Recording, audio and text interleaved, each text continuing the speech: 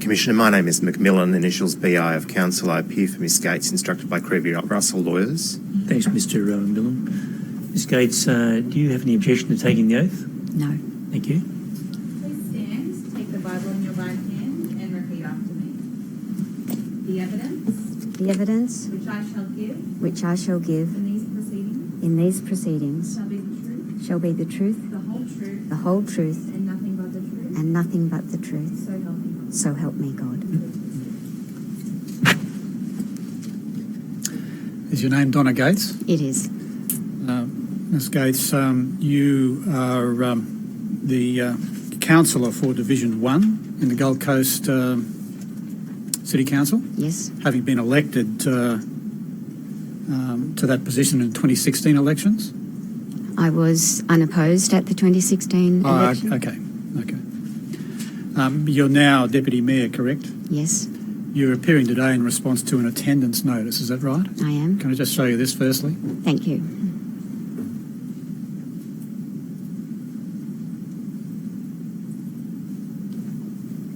Is that a copy of the notice you're given to appear today? It is. So attend to that, Commissioner. Exhibit 77. You first became a councillor in somewhat unusual circumstances. Councillor, is that correct? I was appointed to council after the retirement of a sitting representative. And is that because that representative retired within a short time before an election was due? It was 5 months before an election, and in those circumstances they don't go to by-election, so the council of the day makes an appointment after calling for nominations. And presumably you did nominate and you were the successful appointee? Correct. Well, you were then elected, I think, in the 2008 elections? Yes. And again in 2012? Yes. 2016 you pointed out you were not opposed. No. Okay. Are you a member of any political party? No. Do you have a view on the desirability or otherwise of candidates at the Gold Coast local government level being party endorsed? Being party endorsed? Well, yes. I don't believe anyone was party endorsed. No. I'm asking really generally whether you have a view about whether councillors should be party aligned as being endorsed by a party in the same fashion as state and federal, or not. I have a view that council, local government representatives should be independent because they have a specific passion for the area that they represent. And my view is that it's that passion that makes a good representative, not the membership of any political party. Some candidates and councillors are, however, members of political parties. Yes. Does that impact on their independence that you regard as desirable? I don't believe so.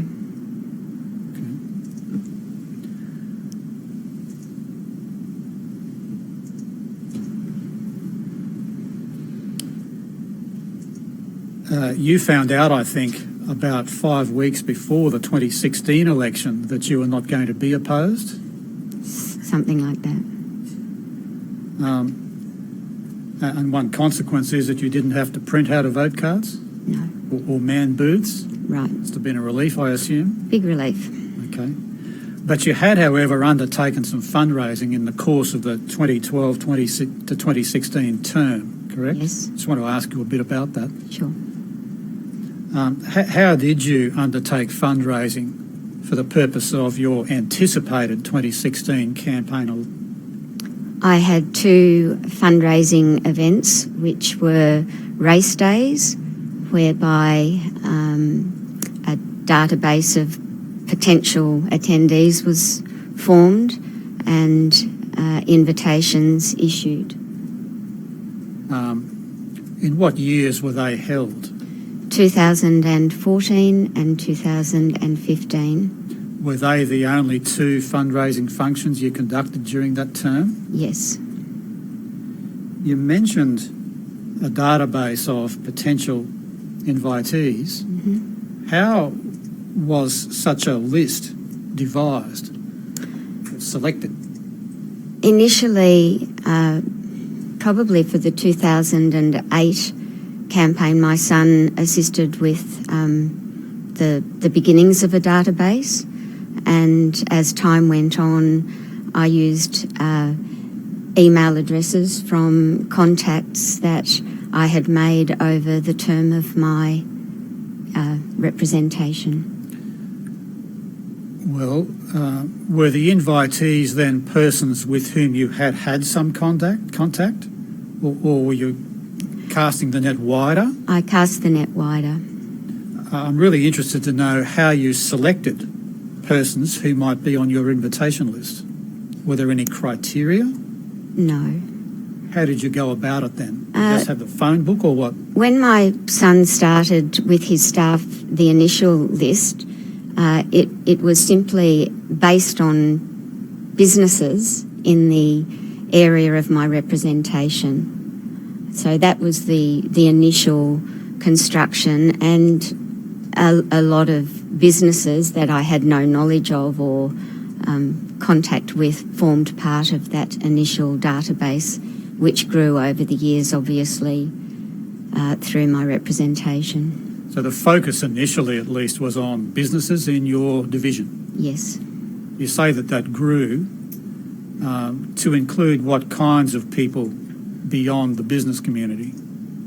Well, it included all types of businesses, legal firms, firms that I had met through community meetings and business breakfasts, obviously the development industry, everyone that I felt that I could seek support from to continue in my role. Well, for each of these race days, having established a database such as you described, how did you effect the invitation? An invitation was designed and prepared. A date claimer was sent out notifying the proposed date, and thereafter an invitation issued, all by email. Did the invitation make it plain in each case, 2014 and 2015, that the function was for fundraising purposes for you? Yes. Do you recall what it said to indicate that? I'm pretty sure it had the fundraising details on it, that it was an invitation to a race day, and it provided my campaign account details and the banking details for direct deposits into that account. So is it fair to say that no one could have any misunderstanding that the function was for campaign fundraising for you? Absolutely. Very clear. Well, when people decide to accept, presumably they need to make some payment. Yes. How was that arranged for receipt of money? There was a dedicated bank account for my campaign, and those details were on the invitation. So I monitored the receipt of funds into that account. Where were the race days held, by the way? At the Gold Coast Turf Club.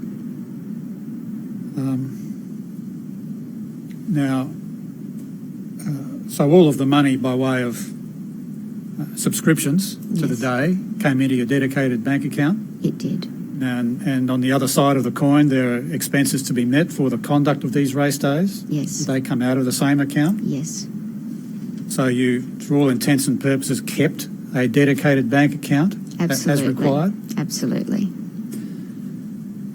Both of those functions were quite successful, were they not? They were. And you raised a lot of money. I did. Can you give us some idea of the cost of tickets? The tickets were $195 for a single ticket. A table of 10 was $1,850, and a premium table was $2,500. Is that the same for each year? Yes.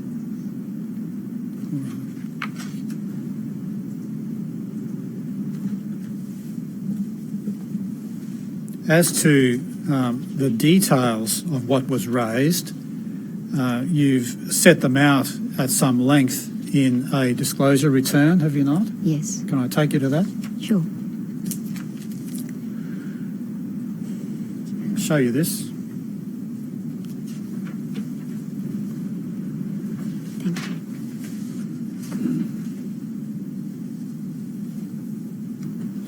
you. Is that a copy of a disclosure return that you submitted after the election on 22 June 2016? Yes. I keep referring to it as an election. That's probably not quite accurate in your case, correct? Well, it's still an election. I get it. Okay.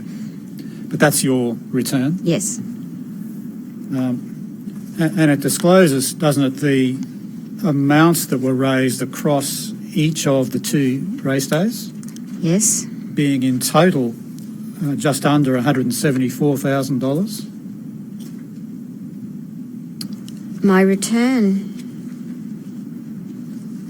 This return does not indicate that amount because it doesn't include amounts under $200. This return only includes amounts over $200. So the total on this one is $166,945. I see. That's on the that's the typed list or spreadsheet that you're referring to. Oh, I'm sorry. Yes, I don't have anything. You're making the point. I think, I'm sorry. I see it here on the front page. Yes. You're making the point, I think, that the proceeds from the race day, as per the schedule, which is included, was $166,000. No, you were correct. The 173 is the total amount, but that includes amounts under $200. Understood. In addition to these that are identified as over. Yep. Well, you've shown 110 donors altogether, Yes. but they, as you point out, they may include persons who donated under $200. Yes, they do. Nonetheless, on the schedule of donors over 200, there is still quite a large number of entries. Do you agree? Agree. Tell me this, the amounts that are shown there as against each of the persons identified, are all those amounts referable to the cost of tickets? Or are there donations in addition to the cost of tickets? There are a couple of donations in addition to tickets. This is every amount over $200 received during the declaration period. Yes. Okay. What proportion of these would be, we don't have to have exact figures, but I just want to get a feel for what proportion would represent those who had purchased tickets? 98%. Okay. Very large proportion. A very large proportion.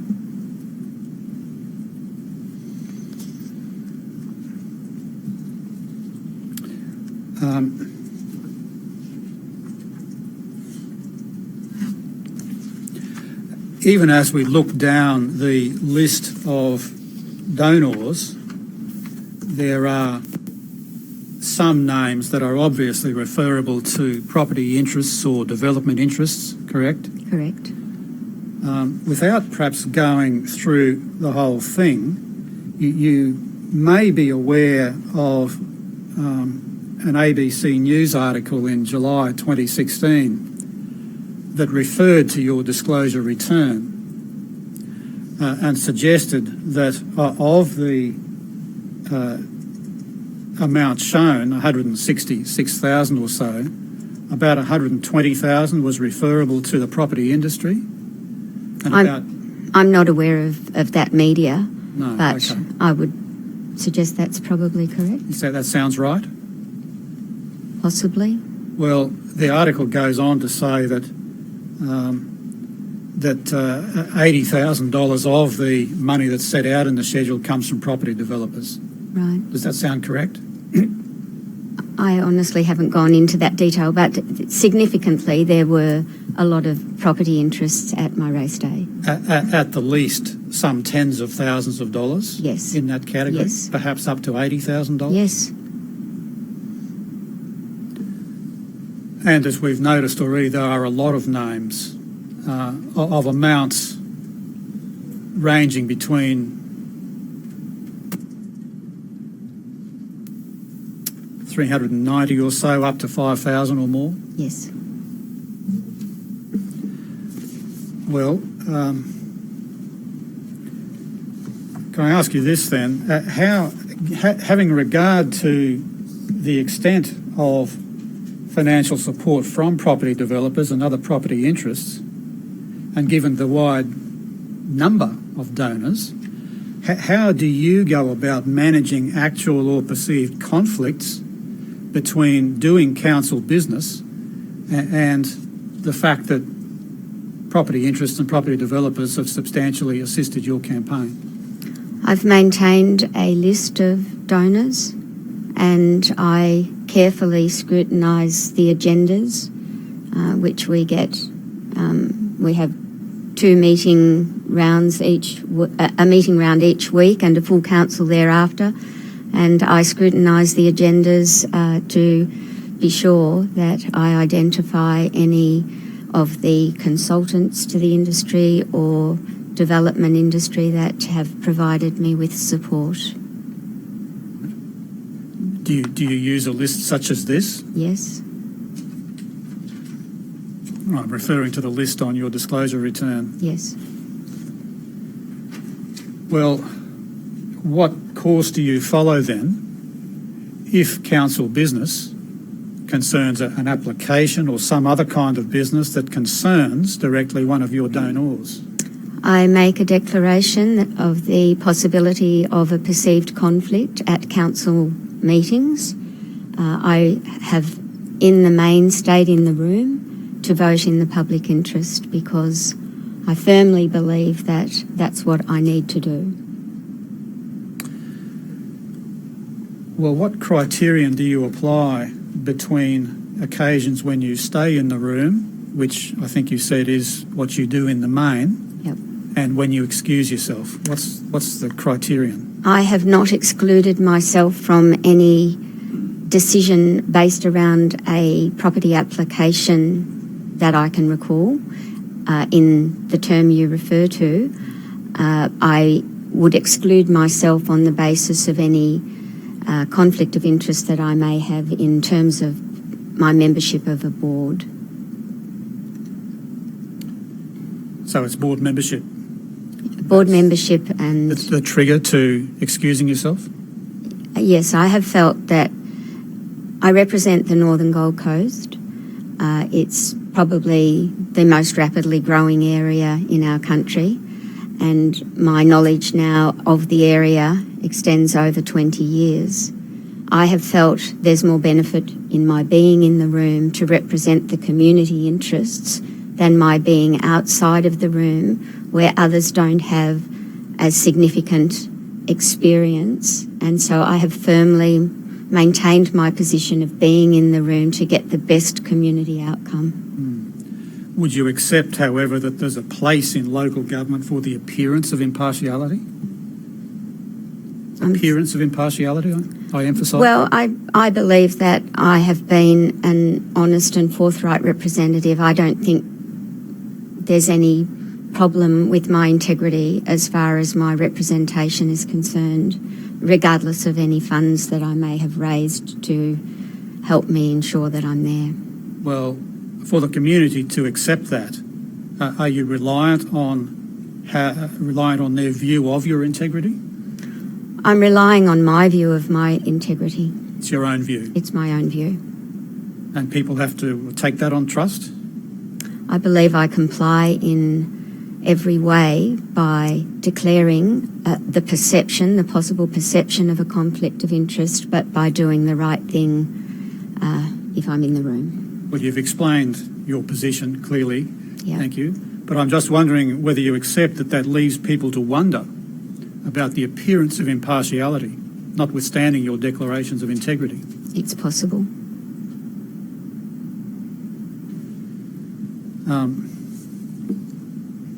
To take an example of your approach, you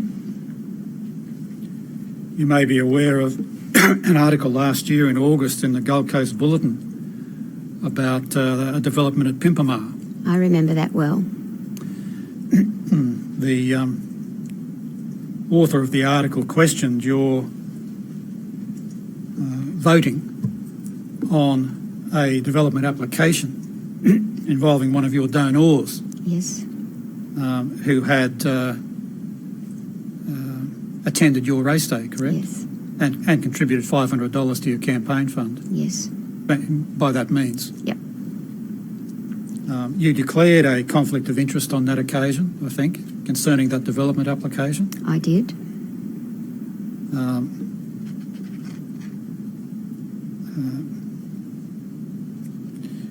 According to the report,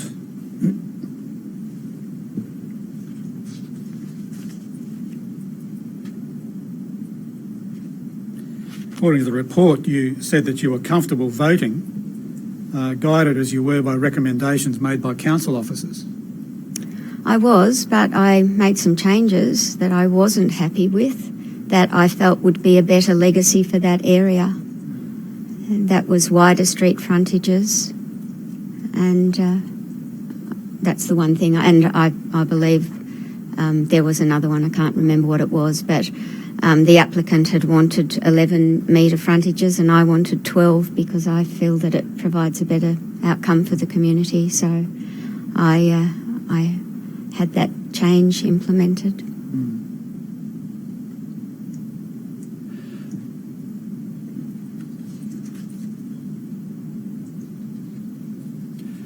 Would you accept that even the fact that an article of that kind is written, highlighting a conflict of interest which you declared, Yes. followed by a vote by you in favour of a development, illustrates the tension between the appearance of impartiality when donations are made to your campaign fund by developers? Possibly, yes.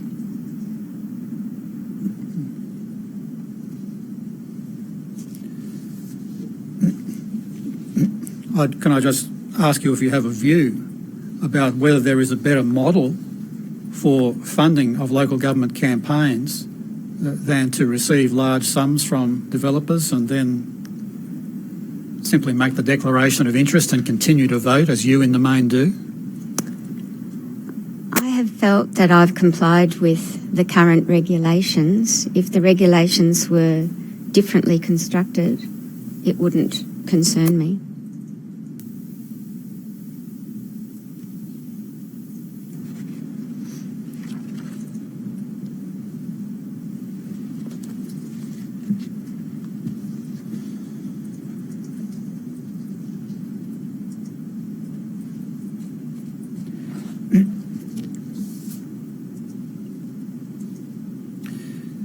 You recall being asked questions by Commission officers when they had an interview with you. Yes. I think you may have said on that occasion that making a donation can open the window for an appointment with you. I think I recall suggesting that I would work a little longer hours in order to meet with someone if necessary, but I'm very open to appointments from anyone, no matter whether they've made a contribution to my campaign or not. Knowing as you do the list of your donors, Yes. because from the sound of it you consult it regularly. Is that right? Do you consult your list of donors regularly? No. Only when you get an agenda for council business? I never seek consultation with them other than through the council process. They sometimes approach me for an appointment if they have a specific issue that they seek assistance on in the consideration of their development application. That's quite a common occurrence. Does making a donation, supporting you at your race days, improve a donor's prospects of access to you?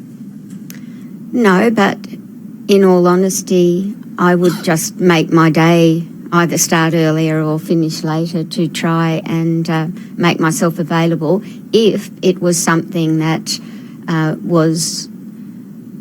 that I could assist them with. On occasions, they might make contact with me, and if I knew the substance of the reason for the meeting, I might decline it. Do you feel, having received money by way of support at your fundraising functions, that when a donor seeks to consult you about something, you have some obligation to make time available to the donor? I don't feel an obligation specifically in that regard. I feel an obligation in terms of being a local government representative. I don't always agree with what is put to me. I'm totally impartial in terms of my representation, other than getting the best outcome possible.